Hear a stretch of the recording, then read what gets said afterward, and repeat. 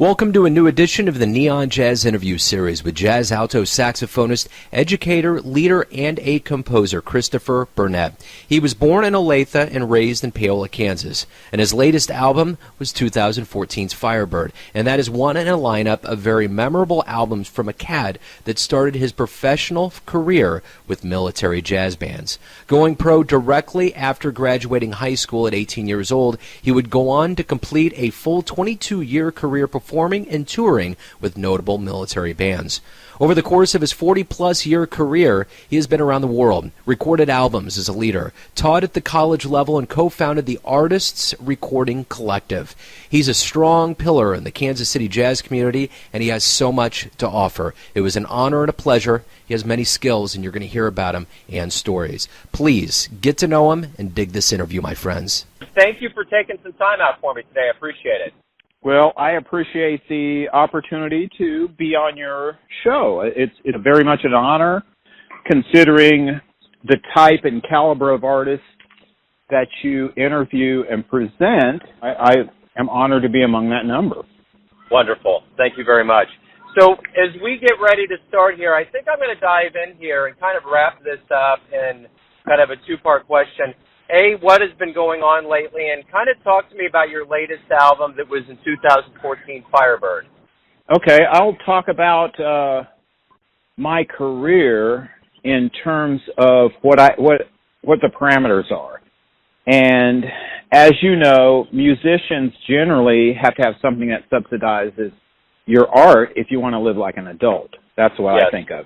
I have done that since the beginning of my professional career. As you know, I'm a retired military musician.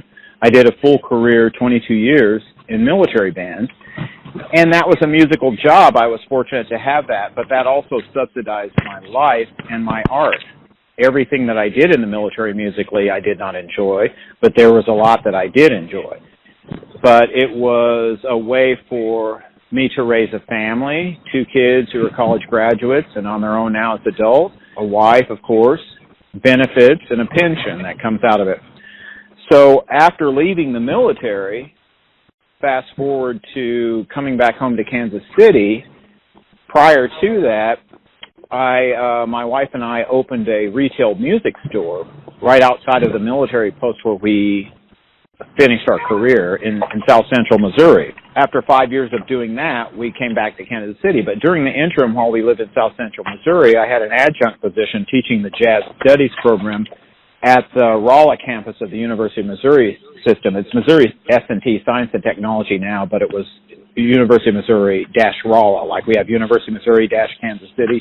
It was part of the University of Missouri system. That was my way to stay connected and vibrant on a level while I was in the Ozarks even, not really connected with something like the Kansas City jazz scene or the New York jazz scene. Coming back home after our kids graduated and after we closed the music store, the first thing that I wanted to do was learn about the Kansas City jazz community.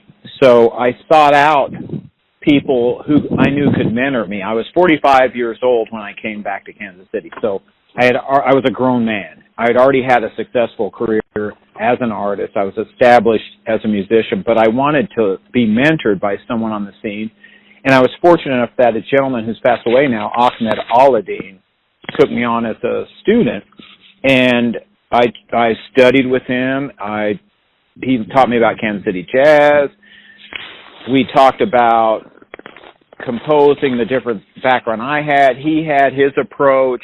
I met with him every Wednesday for like about 5 years. We went to his house, and it ultimately turned out to be a jam session. The first meeting, I set it up through his wife, and I called their office, their home office, and she answered the phone, and I introduced myself, and I said I would like to see if I can take a lesson with him and talk with him. And she said, that's fine. And I had previously introduced myself by email, so she had had a chance to go to my website and see who I was. And she gave me the time, and I went there and met them both, great people. And he said to bring recordings, things I'm working on, and my horn. So I brought that. He listened to the recordings. He listened to what I was working on, and we talked a bit. And then after after a brief conversation, he looked at me straight in the eye and said, okay, so what do you want from me? And I knew I was mature enough and old enough to know that was not an arbitrary question. He was seeing where my head was at and where my motivation was at first. He already knew that I knew I could play. He already knew that I had a resume when I came to him. So he wanted to see where I was at as a person and an artist and where my heart was in the music. And I didn't figure this out until after, of course. But my first reaction was what was inside me. And I said, Mr. Olathe, and this comes from my own background of working with younger people. I said, you can hear what I don't know already. That's what I came here for, you know. And he just tilted his head like he always did and grinned, and he says, okay, I'll see you next Wednesday. This time. So, and that went on for 5 years. And then ultimately, after a few lessons, after him kicking my butt for like 2 or 3 lessons on pulling out this ridiculously hard music and just give me an idea of what I could face or what situations you might find yourself in or people may put you in, we just ended up jamming together. I'd bring over a tune that I wrote and show it to him, and he'd start playing it. We'd work through it. We just played and playing some of his music. It was a good friendship there for a while. I mean, and he really wanted to encourage me to integrate myself in the scene and do my thing. But he knew my personality too. So he knew my personality was a service-oriented person and not seeking the limelight necessarily, but he always encouraged me to make sure that I got out on the scene and I presented and met other people and interacted with the people at all levels, you know, ages and et cetera, et cetera. So that pretty much brings me to the point of what I was doing to get hired at the Jazz Museum. I basically am a person, I don't wait for things to happen to me. I don't wait for people's permission to do what I do. I was a professional musician before I came to Kansas City, you know, and I wanted to contribute. That's where my heart is at. So I saw things that I wanted to do as an artist and a composer. I'm a composer, not a person that writes tunes or takes somebody's changes, like standard changes, and writes a contrafact over it or something like that. I studied composition purposely, and I'm a BMI composer. I've written a lot of music, and some of it's in my BMI catalog. So I have all this music that I've written, and I do continue to write. I wanted a platform to be able to document it. I wanted to hook up first with some musicians in Kansas City who could appreciate sincerely my aesthetic and were artistic enough to go the direction I wanted to do, but also who wouldn't dial it in. And the first person I met like that musically, he had been here almost a year longer than I had, a piano player named Roger Wilder. And I heard him play at the Battle of the Saxes. The Jazz Ambassadors used to have this thing over, they do a fundraiser and call it Battle of the Saxes.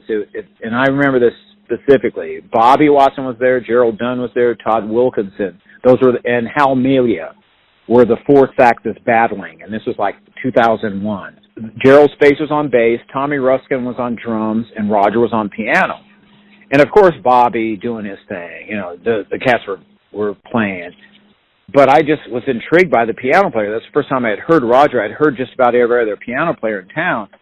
And I was used to that kind of playing, you know. And on a break, I had met Todd Wilkinson before, and I said, Todd, how's it going? He goes, oh, yeah, man, how you doing? He had let me sit in with, I think, Boulevard Big Band, something like that. We used to rehearse at Harling. And one day I came there with my horn, and I didn't know about it. A friend said, come, bring your horn and just come to check this out. So I brought my horn, and Todd let me sit in with the band in the sax section. He says, here, man, get in here and play. I'm going to go take a break. You know the way Todd is. He's pretty cool. Yeah, he's pretty cool, down to earth, you know. Yeah. You never know he was the monster that he is just by humble and unassuming he is. At the break, I knew Todd, and, of course, I knew Bobby. I'd met him, and that's another story. But Todd said, yeah, he's relatively new. The piano player's relatively new. He seems like a nice cat. Go talk to him. So I went to Roger, and I had little business cards, and I complimented him on his playing, introduced myself, and I gave him a card, and I said, would you be interested in playing with me? And he just, Roger, yeah, sure, man. And I said, okay. Yeah. So from that point on, my piano player of choice has always been Roger Wilder. And then the people that I ended up with now who are in my quartet and quintet, I have a piano-based quartet with Roger Wilder, and my bass player of choice is Jeff Harshbarger, and then drummer is Clarence Smith. And then I play the sax, and it's just a straight-up quartet, mostly my original stuff, and then the direction I like to play. And what I like about playing with Roger is he gets what I'm doing and more, and he doesn't patronize me. He does not. When he comes to a gig, he engages the music sincerely. Like a lot of guys, if you hire them to play and they really aren't into what you're doing, and they'll just dial it in. They'll just play any crap to get the money that they want, and that's what I call it. So I pretty much weed it down to who I get along with, and then you have to get along with people, and they have to get along with you. Like, I have a certain personality, and I have a certain way I am as a person, as everybody does, and then you interact with people in the way that you interact, and I think the people that I play with, our personalities are parallel enough, and the direction, they respect my direction and my motivation. So I've got that piano-based group, and then I have a guitar-based group with Charles Gachet on guitar, Andrew Stinson, a great young bass player, on acoustic bass, and then Clarence again on drums. And that's the group that I use. Like example, when we have Dino come, and that'll be the Dino Massa Kansas City Quintet.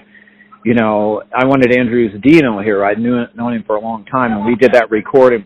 And the performance we're doing at Westport Coffee House Theater on the 6th of June is with Michael Jeffrey Stevens, who's a brilliant, prodigious, piano player, composer, and we're going to use the guitar quartet with that presentation. My guitar quartet plus Michael Jeffrey Stevens, that's how it's being billed. And in addition to that, if you go to my websites, I think that's the best way, honestly, to see the scope of what I do, or else it becomes ridiculously long talking about things you do. Because sure. Everyone does a myriad of things as artists. Like most of us teach nowadays. When I first started out as a musician, not many people taught. They just played and did what they did. And then the jazz studies phenomenon, where artists found that, hey, this is another income stream, and it's another way to contribute and make sure that people are getting the information. Then you have these artists like Bobby and people like this teaching at the university level. And that became something. Then private lessons. Most everybody did private lessons. Those who could teach did that. But that can be another way to share what you know about, and what you've learned about the history of the music, about things that you had to work through that took you years to work through. Maybe you can give somebody a more straightforward path toward the same knowledge. And I think that's been happening, which is a great thing. And then I've always had intellectual interest in how things work. And I think that became part of me when I was a little kid. I've always had this entrepreneurial spirit. At 10 or 11 years old, on Saturday mornings when my brothers and sisters and friends were watching cartoons on TV, I was out along the side of the ditches of the highway. And if you're from a rural area, I grew up in Paola, Kansas. Back in those days, you could go along the highway and pick up pop bottles. And I'd take my little brother's wagon, his little red flyer wagon, and I'd fill it up with pop bottles, and then I'd go to the gas station and use the water faucet that they had on the outside, clean the bottles out, and then go to the grocery store, cash them in, and take the gas can and fill it up with a gallon of gas, and then take that home, grab the lawnmower and the gas can, and by the time they got out of the house at noon, I had made like $50 mowing lawn. Well, but that's a little kid thinking, and no one told me to do that. I just saw the idea and the opportunity and said, hey, man. And then I could mow these lawns for these old people, some of the people in our neighborhood, who maybe their husband died, or maybe they're both, they can't mow their lawn or something like this. So I ended up like mowing a lot of grass and making some money that way. And then that just continued. So when I joined the Army, I learned how to do business on a different level. And, you can imagine the Army is like probably the most detailed institution in our country, if you will. There's a manual to do anything. If you look it up, how to install a roll of toilet paper in the latrine, there's a procedure for doing that, and there's diagrams and everything. Going through the Army band program and staying there for 22 years and rising up to the management level, the senior level, and being in charge of operating and taking care of people, that side of my brain is developed, fully developed, just like it is when you do 22 years. And as an example, imagine this. 22 years of the time in the Army, there was no year that I was in the service that I was not enrolled in a music course of some type at the college level. So not 4 years of college, not 2 years of college, not 8 years of college, not 10 years of college, 22 years of college classes. I've got well over 230 undergraduate hours of college. That taking college after a while, I put it in perspective. It wasn't for a degree or to say I'm this, doctor, this, blah, blah, blah, or master's, whatever. It was for the knowledge itself. That's why I know how to compose music. That's how I know how to arrange music. That's how I know how to conduct. I can conduct a band. I can conduct ceremonies. That's how it was. It became a quest of gaining knowledge. That is the balance of me as a person. So when I come to the Kansas City jazz scene, the first few years I was here, and under the guidance of Olathe, he says, get out to every jam session, play. That's what I did. I went to the Foundation. I went to the Blue Room. And those are about the only places that were doing at that time. I'd be at the Blue Room. I'd be at the Foundation. I'd be at the Blue Room. I'd be at the Foundation. I'm a 46-year-old man there, and I was letting my hair grow. I have a big afro, and in my family, we don't have much gray hair. I still don't have very much gray hair to this day. So people didn't know I was like 45. They maybe thought I was 30 or 35 or something. That introduced me to the scene, and then I learned about the scene and how to contribute. So wanting to record, and that was my quest to do that, I needed a platform. I had been involved in distributing music worldwide by the internet since the mid-'90s, starting out with MIDI files and used groups and things like that, and doing collaborations online with other people who were composers just by MIDI. Then when internet technology got beyond the 16K modems, dial-up, it got to cable and that kind of speeds where you could use the MP3 technology, and it came about. I was able to learn about distributing music and learn about promoting music. So I've been studying that for probably about 10 years, and then I got my opportunity to implement some of those ideas through a site called mp3.com when it was a place where independent artists could showcase their music. Now it's just like MySpace has turned into. I saw everything that's digital come about, from the very beginnings. And what is now is a lot more opportunity for artists to be able to reach the world independently. But you still need a platform, and that's what Artist Recording Collective became. I first started out working at and managing Aladdin's label that he started for grants. Basically, it was part of, when he put in for a grant, they said, okay, you have to purposely try to sell it, blah, blah, blah. So he started this nonprofit, and he started his record label. So I operated his label for him based upon what I knew, and they were cool with that. And then when the idea became for more people, I started my own label, and because we didn't want to overrun his label, basically. The thing about learning how to operate a label, and I had nothing but time at that time. I wasn't doing anything except music. My wife was teaching school still. She hadn't finished her teaching career. She was teaching school during the day, so I was practicing all day and just doing the music, putting together the label and all of that, the operations plan, the business plan, the marketing plan, how we're going to do that using the technology. And there was no model to do it. I was just doing this based on what I had learned at that point and what I saw was available and keeping track of the trends. And it started working. We ended up starting with two friends of mine, Sumi Tanoka, a great piano player, her trio record with Rufus Reed on bass and Bob Bray on drums. And then Erica Lindsay, the other co-founder of ARC, her record with Sumi, they collaborated on a quartet, and it had Rufus and Bob as the other people in the group. So piano, bass, drums, and then tenor sax. So we used ARC as a platform to launch those releases and to add my independent record, Time Flies, my debut that I recorded in 1999. And so we started with those records. Long Ago Today by Sumi Tanoka Trio was the very first album. And that basically catches you up with that platform. So that went along. We were unsolicited featured in an article in Downbeat magazine because of what I was doing with marketing, getting the noise and making some kind of impression on the mainstream jazz scene as an independent digital collective label. That same year, 2009, Jazz Ambassador magazine did a feature on us as a result of the Downbeat feature. So we got a lot of play that way. And then 2011, I was sitting at dinner with my wife, Terry, and we were sitting at home, and the phone rings.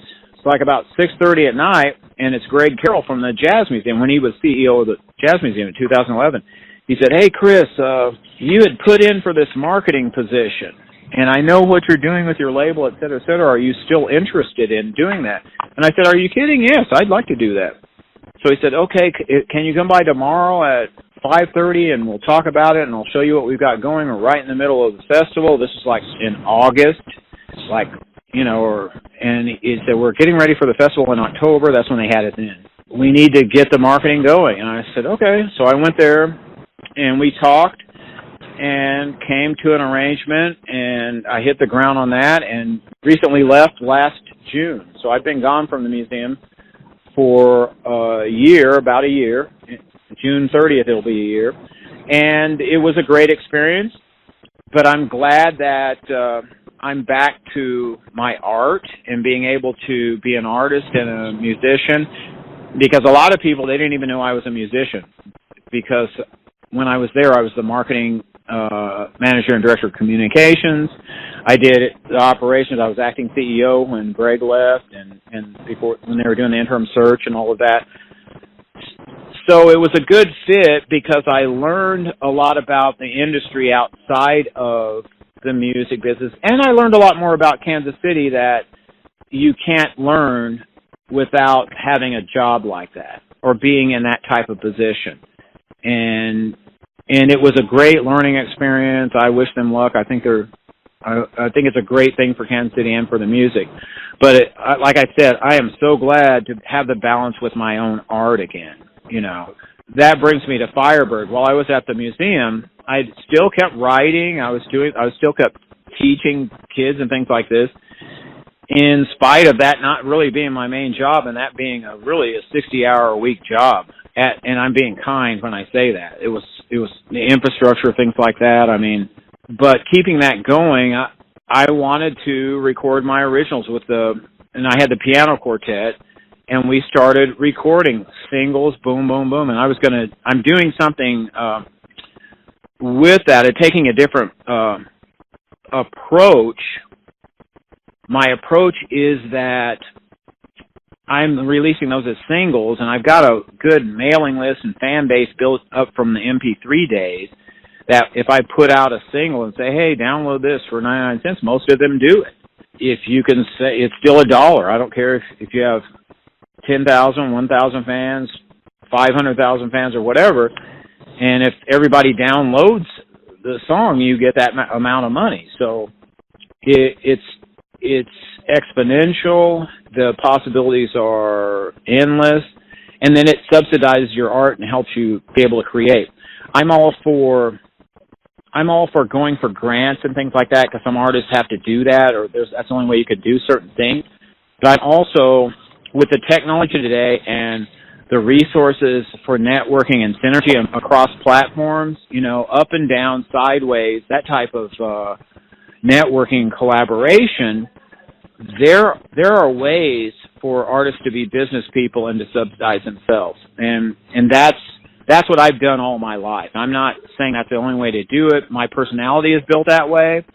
I know that if I was just a cat that sat in a corner and I saw myself doing this, at certain points in my career, especially the years when I was emulating. I'd spent a couple of years studying Charlie Parker, going through the Omni book, and then transcribing everything from records, every recording that he did. I mean, literally playing along with him, slowing it down on a turntable, writing out all the notes, and playing it with his inflection and all of that stuff. And then Cannonball, Phil Woods, just keep naming them. And then I started thinking and talking with people. There's a good mentor of mine who has moved to Kansas City now after we first met each other 40 years ago, Marcus Hampton. He's from the Hampton family of Indianapolis, Slide, and they're related to Lionel Hampton. He knew Freddie Hubbard, J.J., all them people growing up, as a matter of course. And Hamp just told me one day, he says, yeah, man, that's good, but the goal is not that. All those people that you like, they didn't do that. And they would make fun of you for doing that, copying them. Learn what they're doing, but you have to find your own voice, and you have your own story to tell. He said, you've been through enough in your own life that you have a perspective, and you know this music well enough. You know how it progresses to one in these different sequences, that you know how to get there. You make a decision. And you can't help but say what they've said because you've studied them.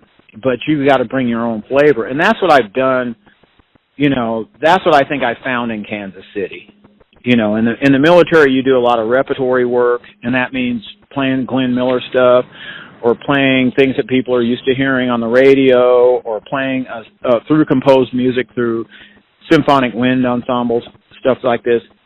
But it wasn't until I got to Kansas City, so the 16 years I've been back home, I have found my voice. And that happened for me, I would say, about 2007, when I had that monthly first Saturday of the month hit at the Drum Room when they had live music there. I really was able to start working out the things that I had theorized about and was practicing. And I had Roger as my piano player, and then I built the band from there. Sometimes I had Will Matthews. He was in my guitar group. And, I played with James Ward, played with, Jeff, of course. Brandon Draper was on a couple of those gigs.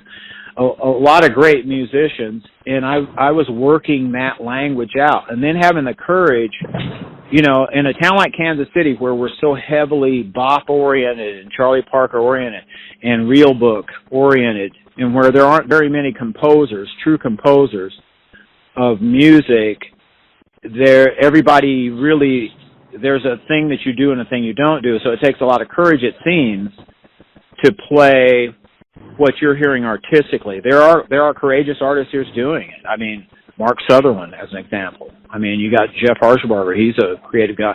Bobby can play anything. A lot of people think, oh, he's just a beat. No, man, he can play any way you want to play. And that's what I hold as a standard since I've come back home. It's like, okay, I'm trying to contribute my voice, and I know the continuum of this music, and I know I'm a part of it, but I had to connect with Kansas City and then come into my own as an artist. Not all the stuff I learned,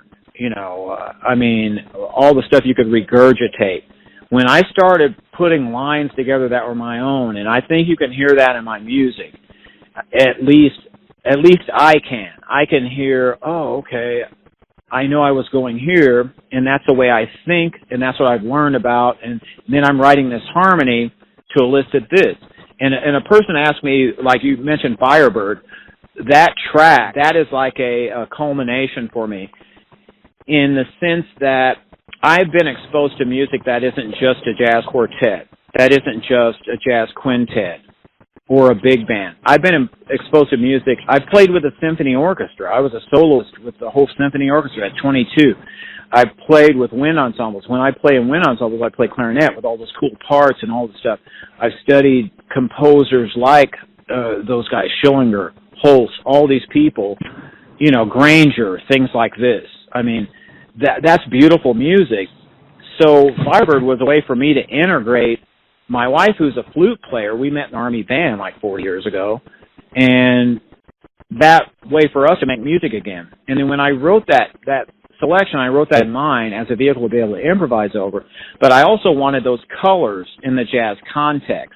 When I arranged the music, and we went in the studio, the quartet, we went in the studio without the flutes, and we just played it down. And when I was taking my solo, I remembered all of the lines that they would be playing, so I wanted to interact with those lines that I had written as well.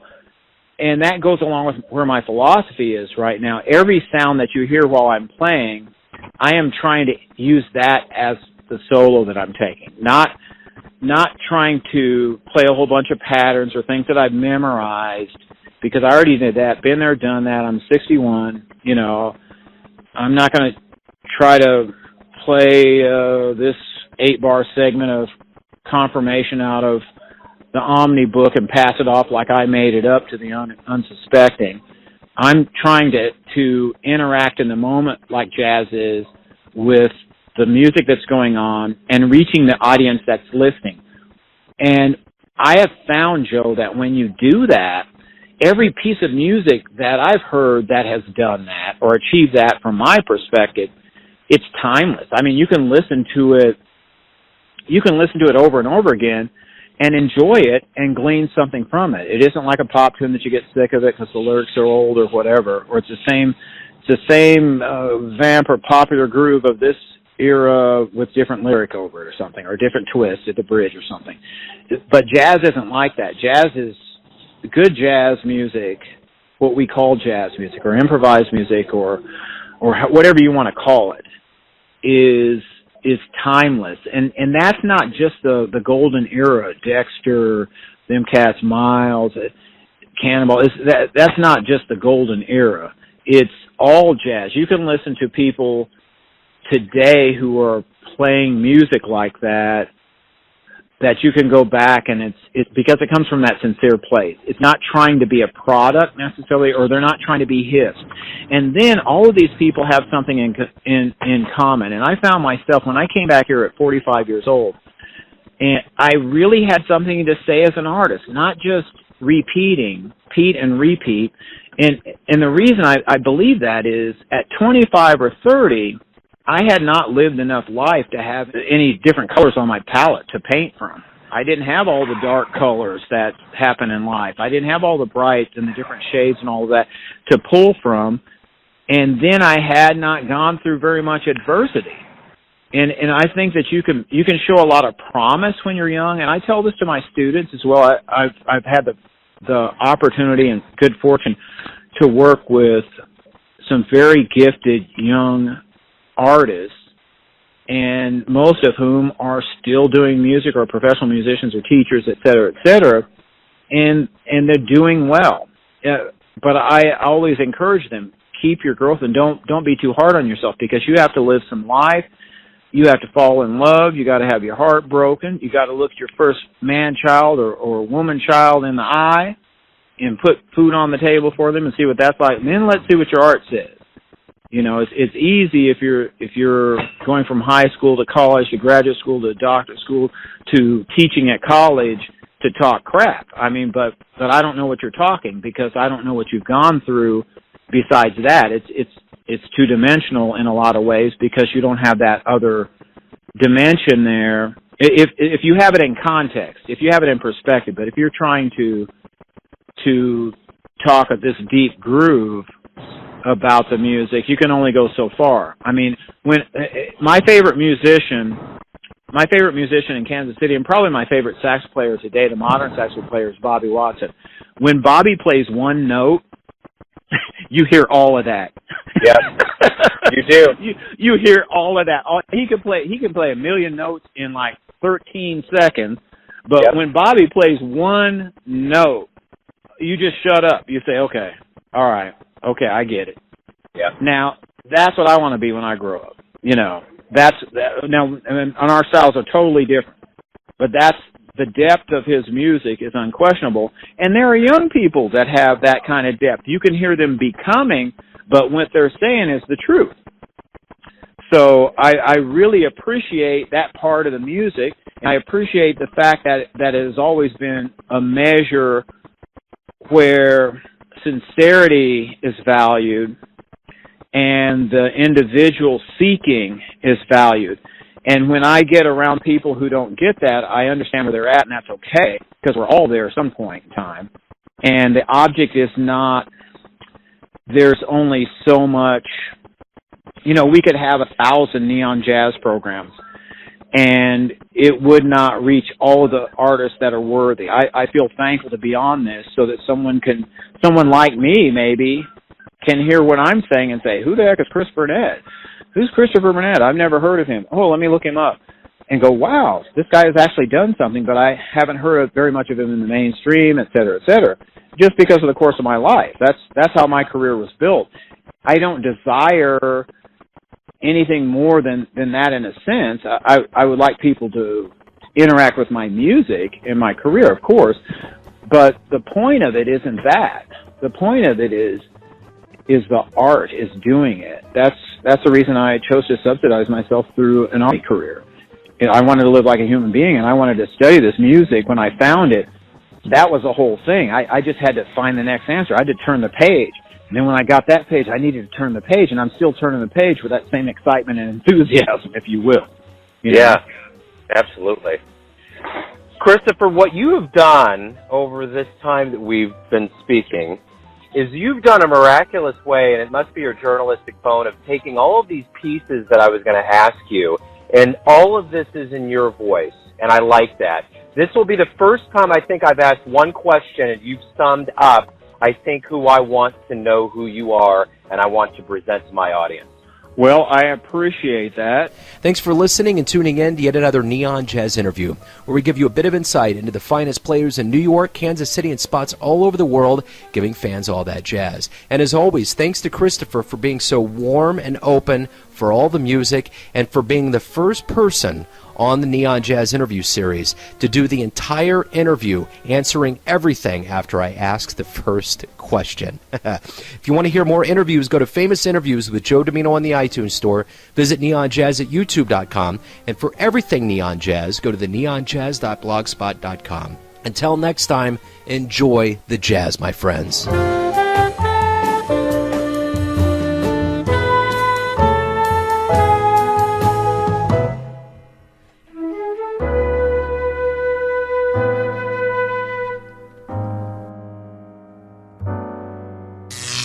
Neon Jazz.